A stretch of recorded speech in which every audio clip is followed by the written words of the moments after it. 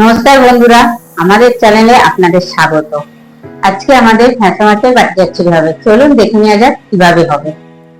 বাটি চচ্চড়ির জন্য মাছ লাগবে, তো মাছটা এরকম ছোট ছোট করে কেটে নিতে হয়। তারপরে আলু লাগবে,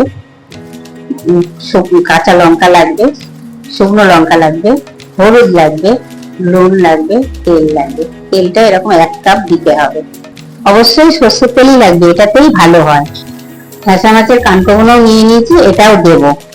মাছগুলো হালকা করে ভেজে নেব।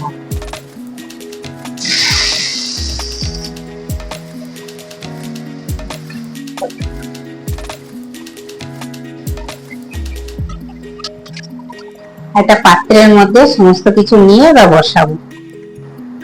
আলু নিয়েছি, লবণ দিয়ে দিচ্ছি, হলুদ দিচ্ছি, লঙ্কার গুঁড়ো দিচ্ছি, লঙ্কা চিড়ে দিচ্ছি, কাঁচা লঙ্কা সেটা দিচ্ছি, লাস্টে 1 কাপ তেল দিয়ে দেব।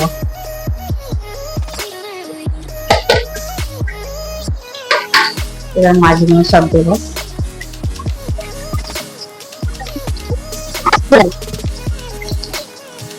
যাবো যাবো একটু জল দিতে হয়।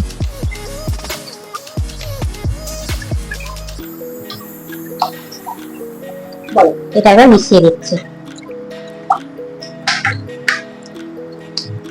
এবার বসিয়ে দেবো, কমিয়ে, ফুটে গেলে কমিয়ে দেবো।